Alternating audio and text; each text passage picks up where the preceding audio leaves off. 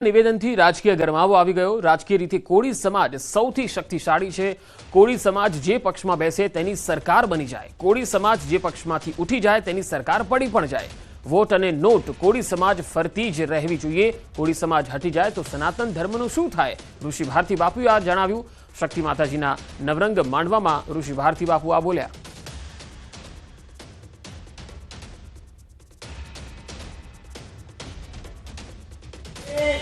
कोली समाजनी एवी ताकत छे कि जे पार्टी में हूं तो कहूं समय आवे खुदनी पार्टी बनावे, भगवान करे बनावे, परंतु ध्यान खोलीने सांभळ्यो आ समाज जेनी पार्टी में बैठो एनी सरकार बने अने जेनी पार्टी मांथी उठी जाय एनी सरकारे उठी जाय। એટલી તાકાત ધરાવે છે। 40% નું પ્રતિનિધિત્વ, 2.5 કરોડનું પોપ્યુલેશન અને કઈ તાકાત, વોટિંગ પાવર નંબર 1 જંગી વોટિંગ પાવર ધરાવનારો સમાજ અને 80 લાખ ઘર ધરાવે છે એવો આ સમસ્ત કોળી સમાજ બેઠો છે। ત્યારે એક સૂત્ર આપને કહું, કાન ખોલીને બધાય સાંભળજો। વોટ અને નોટ સમાજમાં ફરતી રાખજો। નોટ અને વોટ સમાજમાં જે ફરતી રહેશે ને તો સમાજનું ઉત્થાન થતા વાર નહીં લાગે। ઋષિ ભારતી બાપુના નિવેદનને સમર્થન ગુજરાત કોળી ઠાકોર સેનાએ સમર્થન આપ્યું। ગુજરાત કોળી ઠાકોર સેના અધ્યક્ષે નિવેદન આપ્યું। કોળી ઠાકોર સમાજને નથી મળતું પ્રતિનિધિત્વ, કોળી સમાજે અલગ પક્ષ ઉભો કરવો જોઈએ।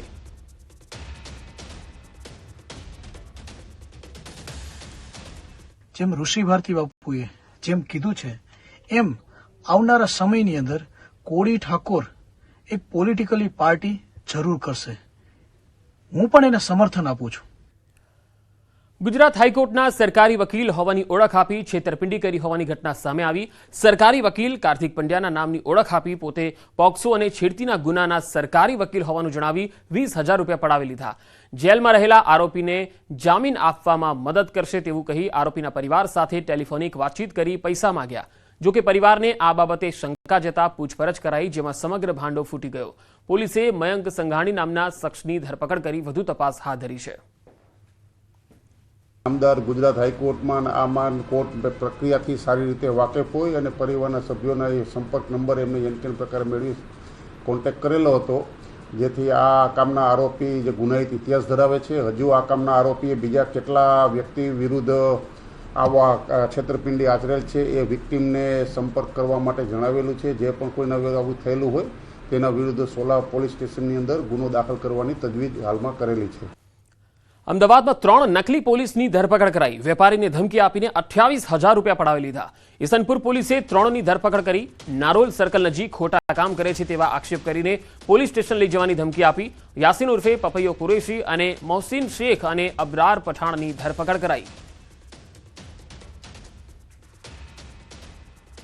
વેશ્યાવૃત્તિના કેસમાં ફસાવી દેવાની ધમકી આપી અને રૂપિયા 1 લાખની માંગણી કરેલી અને ત્યારબાદ ઓનલાઈન મોબાઈલમાંથી 28,000 જેવા ટ્રાન્સફર કરી લેતા આ બાબતે બળજબરીથી ગુનો દાખલ કરવાનો તેમજ ડુપ્લિકેટ પોલીસ અંગેનો ગુનો ઈસનપુર પોલીસ સ્ટેશનમાં દાખલ કરવામાં આવેલ છે।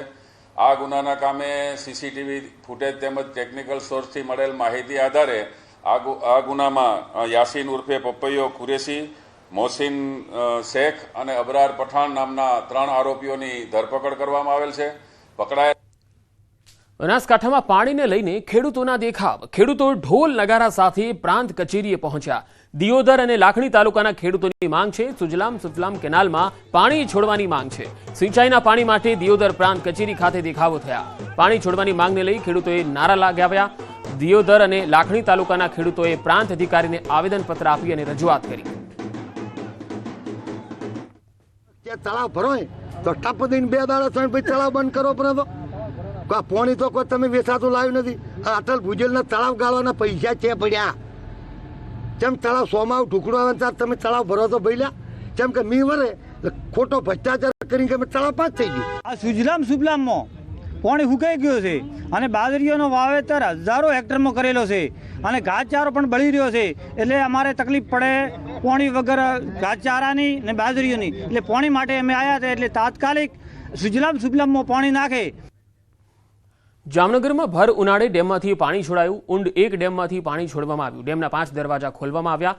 ઉનાળા દરમિયાન ગ્રામ્ય વિસ્તારના ચેકડેમો ભરવા પાણી છોડવામાં આવ્યું. ડેમમાંથી પાણી છોડાતા ડેમ સાઇટ પર પોલીસ પ્રોટેક્શન ગોઠવવામાં આવ્યું. તો ઊંડ 1 ડેમમાંથી પાણી છોડવામાં આવ્યું. જામનગરના અનેક જે વિસ્તારો છે તેમને ફાયદો પણ થશે. ડેમમાંથી પાણી છોડાતા ડેમ સાઇટ પર પોલીસ પ્રોટેક્શન ગોઠવવામાં આવ્યું હતું. ગ્રામ્ય વિસ્તારોમાં ચેકડેમો ભરવા માટે આ પાણી છોડવામાં આવ્યું.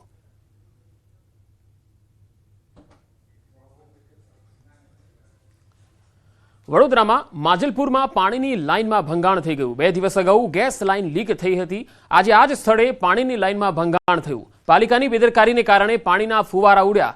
લાઇનમાં ભંગાણ સર્જાતા શુદ્ધ પાણી વહી અને વેડફાઈ ગયું. કલાકો સુધી સમારકામ ન કરાતા પીવાલાયક પાણીનો વેડફાટ થયો. જૂનાગઢના કેશોદમાં ખેડૂતોએ વિરોધ નોંધાવ્યો. બામણાસા ઘેડ ગામના ખેડૂતોએ વિરોધ પ્રદર્શન કર્યું. ઓઝત નદીના ચોમાસામાં તૂટેલા પાડાનું 8 મહિના વીતવા છતાં સમારકામ ન કરતા અર્ધનગ્ન હાલતમાં વિરોધ નોંધાવ્યો. ખેડૂતોએ વિરોધ પ્રદર્શન સાથે સૂત્રોચ્ચાર કર્યા. ઓઝત નદીના પાડા ઉપર ઊભી પાડા બાંધો, વહેલા બાંધોના સૂત્રોચ્ચાર કર્યા. ઓઝત નદી ઊંડી અને પહોળી કરવાની જાહેરાત કરવામાં આવેલી, પરંતુ હજુ સુધી પાડા પણ રિપેર થયા નથી, જેથી ખેડૂતોમાં ભારે રોષ છે. ચોમાસું ફરી નજીક આવી રહ્યું છે ત્યારે તૂટેલા પાડા રિપેર કરવામાં નહીં આવે તો ખેતીની જમીન પર પાણી ફરી વળશે અને ખેડૂતોના પાકને મોટા પાયે નુકસાન જશે, જેને લઈ નદીના તૂટેલા પાડા વહેલી તકે રિપેર કરવા ખેડૂતોએ માંગ કરી. ભાવનગરમાં ગેરકાયદે વસાહતો પર તંત્રની તવાઈ. તંત્ર દ્વારા મેગા ડિમોલિશનની કામગીરી કરવામાં આવી. ચાવડીગેટ વિસ્તારમાંથી દબાણ હટાવાયા. શહેરના ચાવડીગેટ વિસ્તારમાં આવેલ અંડરબ્રિજ જતા રોડ પર દબાણ હટાવવાની કામગીરી શરૂ કરાઈ. આ વિસ્તારમાં પીજીવીસીએલની દિવાલ નજીક છેલ્લા ઘણા સમયથી અનેક દબાણો ખડકાયેલા હતા. અંડરબ્રિજ તરફ 50થી વધુ ગેરકાયદે કાચા પાકા મકાનો બાંધવામાં આવેલા છે. અગાઉ પણ આ દબાણો પર મહાનગરપાલિકાએ પોલીસને સાથે રાખીને દબાણો હટાવ્યા હતા. ત્યારે ફરી ગેરકાયદે ઊભા થયેલા દબાણોને દૂર કરવા તંત્ર દ્વારા કામગીરી હાથ ધરાઈ, જેમાં ચુસ્ત પોલીસ બંદોબસ્ત અને મોટા કાફલા સાથે મનપાએ દબાણો હટાવવા કમર કસી. નીલમબાગ પોલીસ સ્ટેશનના ચાવડીગેટ વિસ્તારમાં આજે મેગા ડિમોલિશનની કામગીરી હાથ ધરવામાં આવેલી છે, જેમાં પોલીસ દ્વારા કોર્પોરેશનના અધિકારીશ્રીઓને આ વિસ્તારના જે ગુનેગારો તેમજ અસામાજિક તત્વોની એક યાદી પાઠવવામાં આવેલી, જેના ભાગરૂપે આજે કોર્પોરેશનના અધિકારી અને તેની ડિમોલિશન ટીમ સાથે તેમજ પોલીસના પ્રોટેક્શન સાથે આજે મેગા ડિમોલિશનની કામગીરી હાલમાં ચાલુ છે. કચ્છમાં ગેરકાયદે દબાણની પ્રવૃત્તિઓ કરનારા બેફામ બન્યા છે. કાયદાનો જાણે કોઈ જ ડર નથી તેમ ગેરકાયદે દબાણો કરી રહ્યા છે. તંત્ર દ્વારા ગેરકાયદે દબાણ કરનારા સામે કાર્યવાહી કરવામાં આવી રહી છે. ગેરકાયદેસર બાંધકામ પર બુલડોઝર ફેરવવામાં આવી રહ્યું છે. સાથે જ અસામાજિક તત્વોના ગેરકાયદેસર બાંધકામો પણ દૂર કરવામાં આવી રહ્યા છે. સરકારી જમીનો પર ગેરકાયદે બાંધકામો કર્યા હોય તેનું જિલ્લા વહીવટીતંત્રએ લિસ્ટ તૈયાર કર્યું છે. આગામી 15 એપ્રિલથી દબાણો હટાવવાની ઝુંબેશ શરૂ કરાશે. ગાંધીધામ મનપાએ 200 જેટલા ગેરકાયદે બાંધકામો દૂર કર્યા, જ્યારે 50 જેટલા દબાણકારોને સ્વેચ્છાએ દબાણ દૂર કરવા નોટિસ આપી.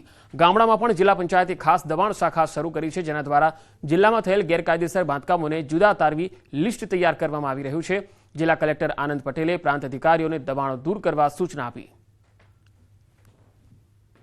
આ પ્રકારની સરકારી જમીન ઉપરના દબાણો હોય એ સ્વેચ્છાએ હટાવવામાં આવે એ ચોક્કસપણે ઇચ્છનીય છે, અને આમ છતાં પણ ક્યાંક આ રીતનું ન હોય તો વહીવટીતંત્રએ તબક્કાવાર એનું આયોજન કરી અને હટાવવાના રહે છે.